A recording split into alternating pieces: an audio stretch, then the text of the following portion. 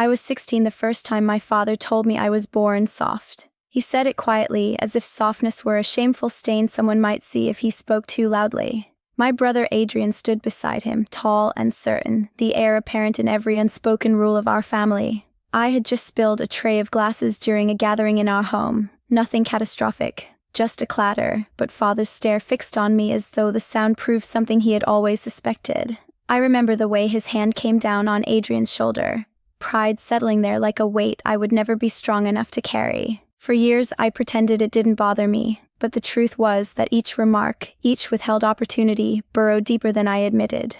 Mother tried to comfort me in her gentle way, but even her words felt like apologies for my existence. She wanted peace between us all, and that meant never challenging father's beliefs. It meant accepting that Adrian got the responsibilities while I got the reassurances no one believed.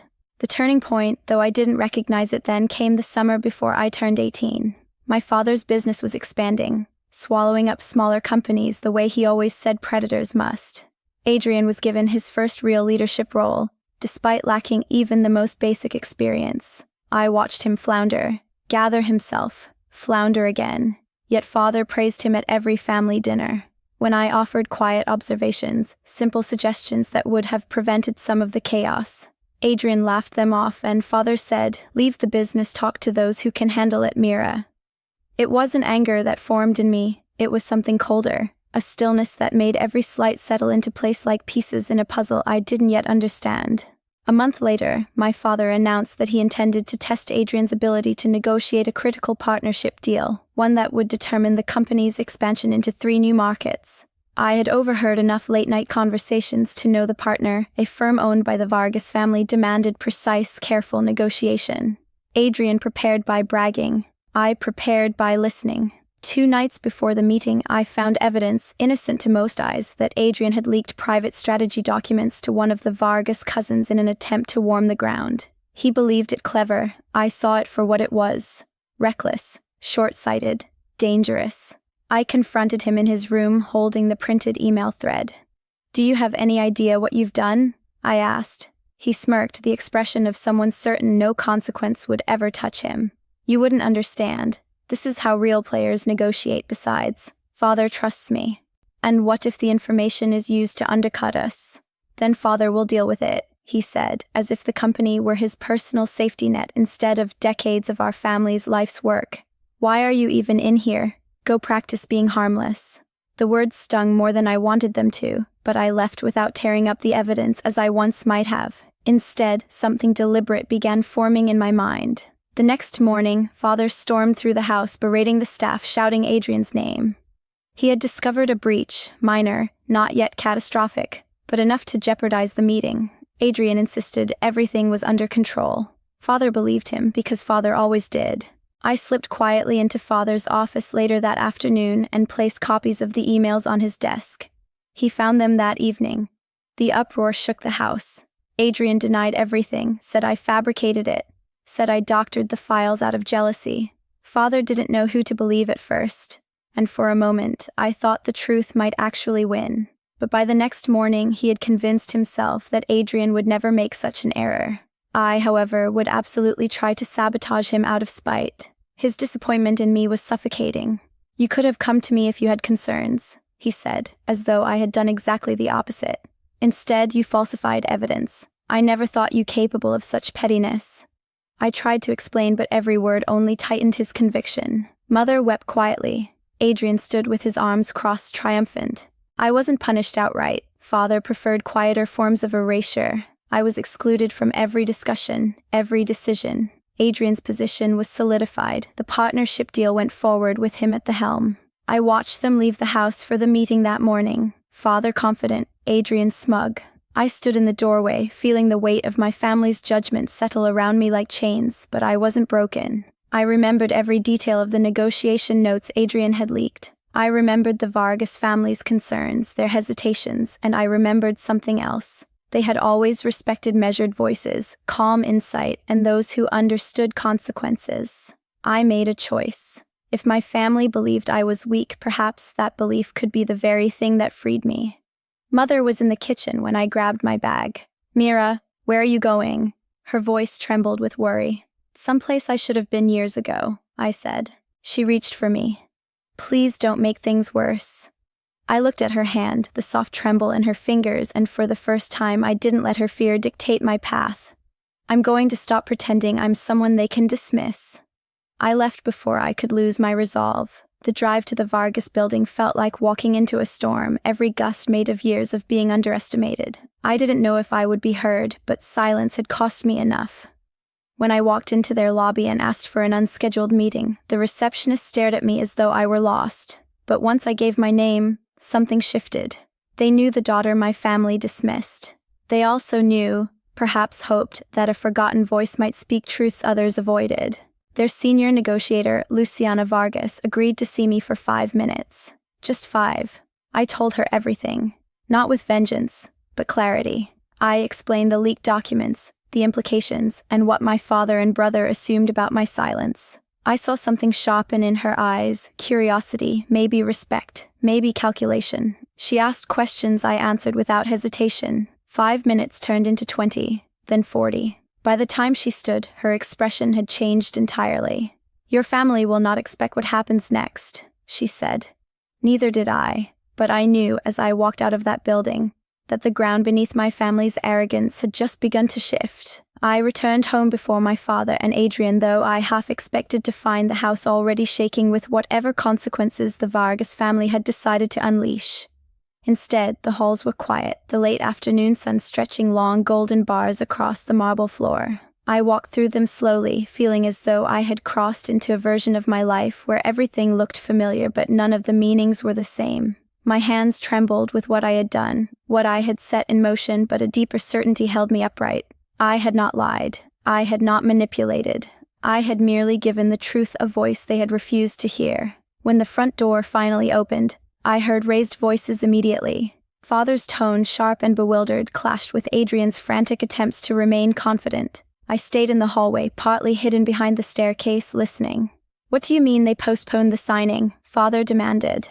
They said they needed to reevaluate the structure, Adrian replied. But even from where I stood, I could hear the quiver he tried to suppress.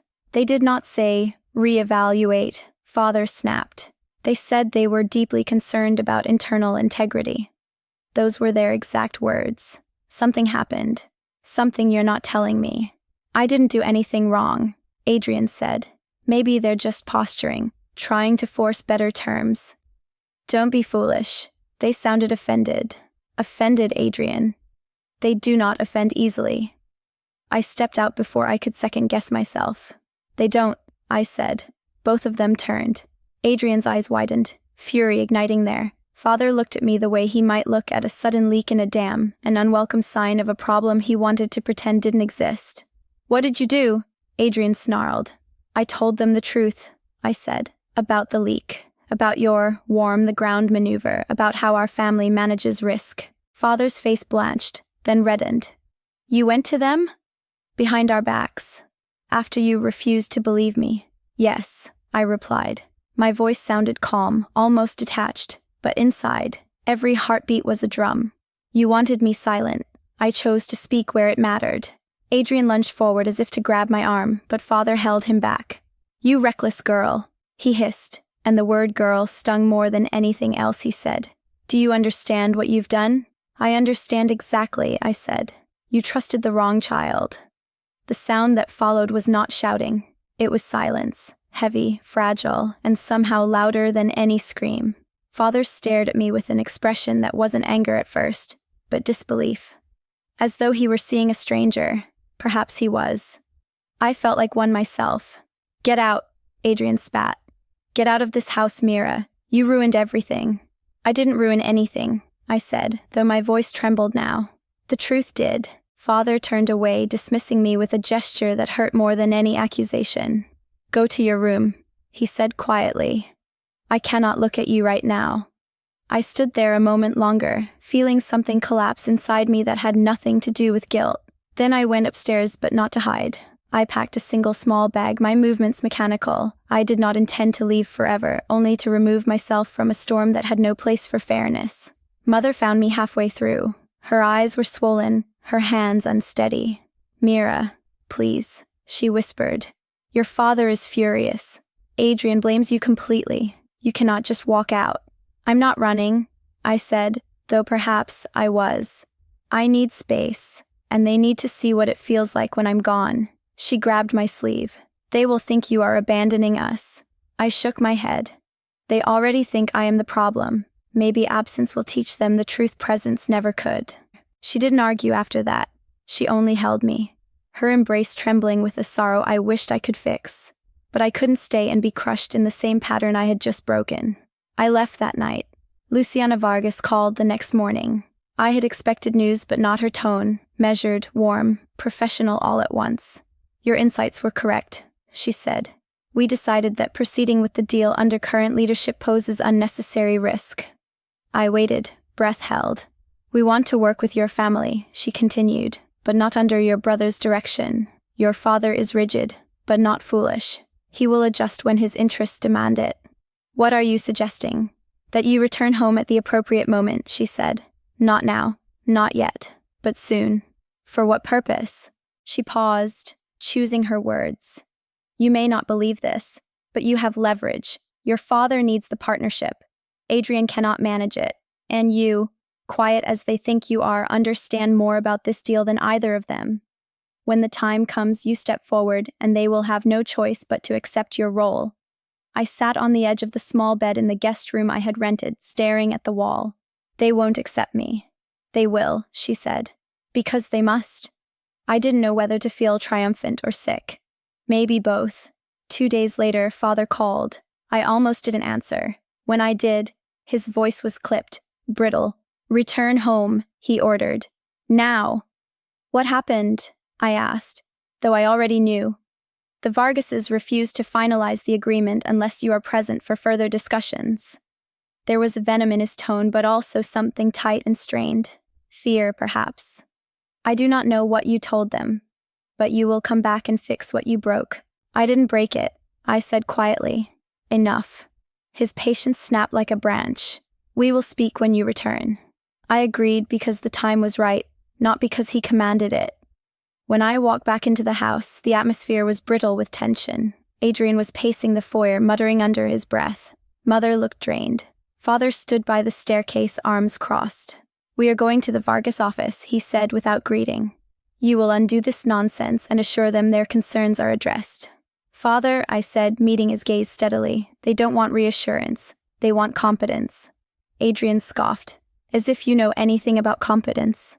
Something in me shifted then, something subtle but irrevocable. I know enough to have their respect, I said, and the room went still. Father stared at me, jaw clenched. Get in the car. We drove in near silence. At the Vargas building, Father's confidence faltered only once, when Luciana greeted us and turned first to me, offering her hand. Mira, she said warmly, we're glad you're here. She did not extend the same tone to Father or Adrian. It was a small gesture, but in it, a new reality took shape. We entered the conference room, and I knew, before anyone spoke, that this moment would reshape everything my family believed about strength, loyalty, and the daughter they had dismissed. Their senior negotiator, Luciana Vargas, agreed to see me for 5 minutes. Just 5. I told her everything, not with vengeance, but clarity.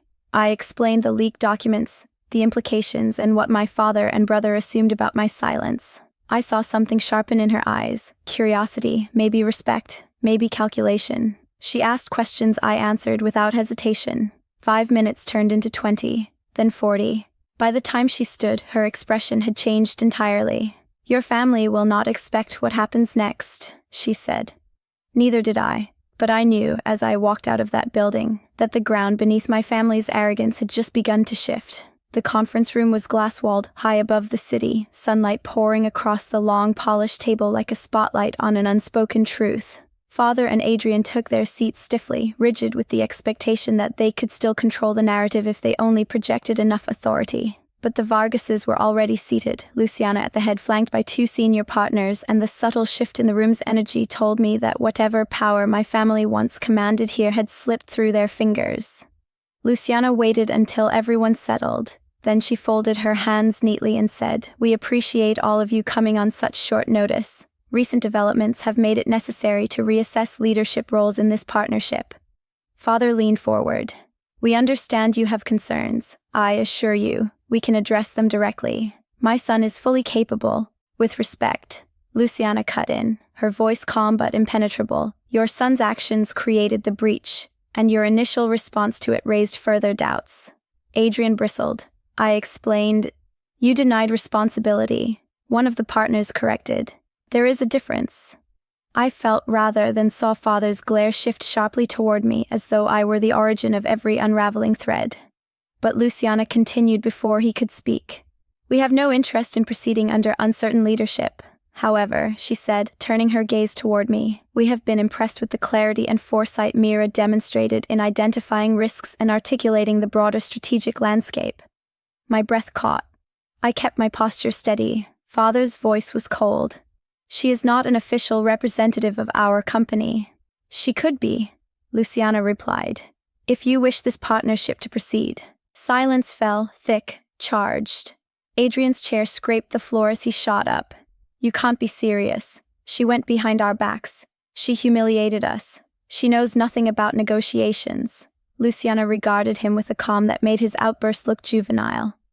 On the contrary, she presented a more comprehensive understanding of our concerns than either of you offered, and she did so without arrogance. I won't allow this, father said, his voice low, dangerous. She is my daughter. I decide her role. This time, it was one of the senior partners who spoke. You may decide within your family, but we decide within this partnership. Our condition is simple. Mira plays a central advisory role in the negotiations moving forward. Without that, the deal ends today. Father's silence was not quiet. It was a thunderstorm held back by sheer force of pride. I felt part of me shrink instinctively. The old instinct to apologize, to smooth tension, to protect relationships at my own expense. But I stayed still. This moment was the culmination of everything they had taught me by underestimating me. Adrian sank back into his chair, fists clenched. This is absurd, he muttered. She doesn't deserve this. I turned to him, speaking softly, but with steel I had never used before. I didn't ask for any of it, but I earned it. Father's eyes snapped to mine. Say nothing more, he ordered. But it was not his room to control. Luciana nodded toward the documents on the table. Let us proceed. With Mira's input, the rest of the meeting unfolded in a way that felt surreal, both familiar and entirely new. I spoke sparingly, only when needed, but each time I did, the Vargases listened with full attention. Father and Adrian spoke often, but their words lacked weight, their certainty sounded thin. I guided the discussion back to structure, mutual risk-sharing, projected market shifts. None of it was revolutionary insight, but it was careful, grounded, and, most importantly, respectful. Halfway through, Adrian leaned toward father and whispered, not quietly enough, they're patronizing her. This is just strategic flattery. Luciana heard him.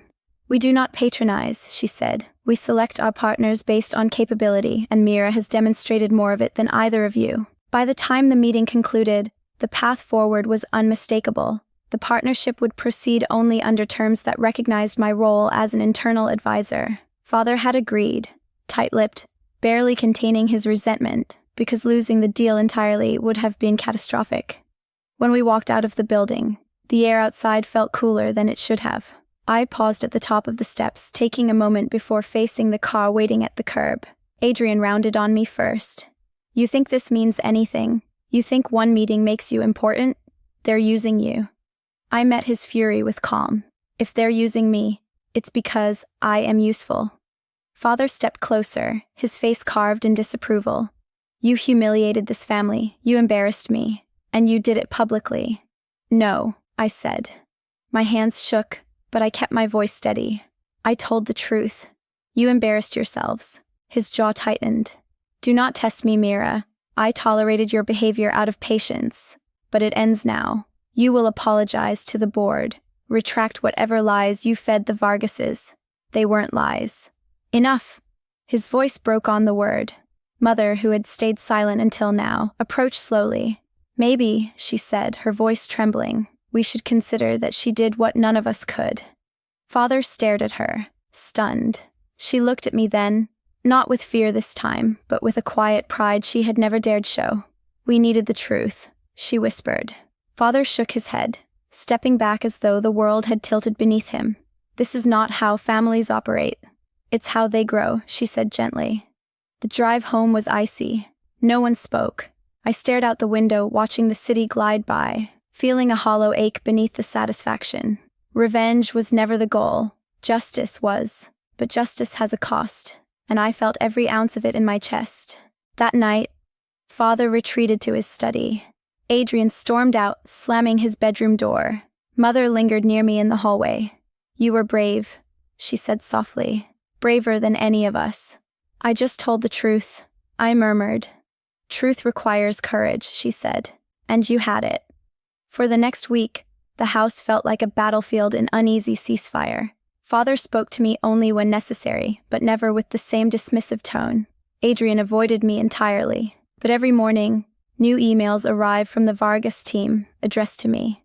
Every afternoon, the board requested clarification on points I had raised, and every evening, I drafted proposals that no one attempted to undermine. Power did not come in a dramatic blaze. It came quietly, reshaping the atmosphere one interaction at a time. The turning point arrived on a Thursday night.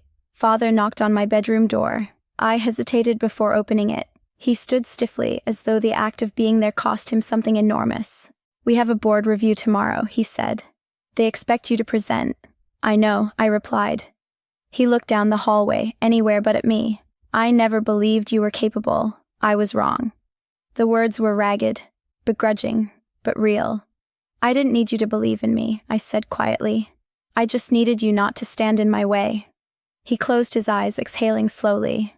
Adrian will have to adjust. He will not take it well. He'll learn, I said. Or he won't. Father nodded, then turned away. But before he walked off, he said, barely loud enough to hear, You proved me wrong, Mira.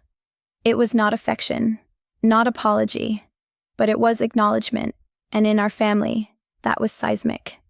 The next day, I stood before the board and presented the revised partnership structure. Father watched silently. Adrian glowered, but did not interrupt. And when I finished, the room filled with the sound of measured, approving nods. Afterward, Luciana sent a brief message. Well done. You changed more than the deal. I realized then that my revenge had never required cruelty, only truth, delivered in the one place my family least expected me to stand, at the center. And from that center, I rebuilt myself, not as the weak daughter they dismissed, but as the woman who forced them to see me. Their senior negotiator, Luciana Vargas, agreed to see me for 5 minutes. Just 5. I told her everything, not with vengeance, but clarity. I explained the leaked documents, the implications, and what my father and brother assumed about my silence. I saw something sharpen in her eyes, curiosity, maybe respect, maybe calculation. She asked questions I answered without hesitation. 5 minutes turned into 20, then 40. By the time she stood, her expression had changed entirely. Your family will not expect what happens next, she said. Neither did I, but I knew, as I walked out of that building, that the ground beneath my family's arrogance had just begun to shift.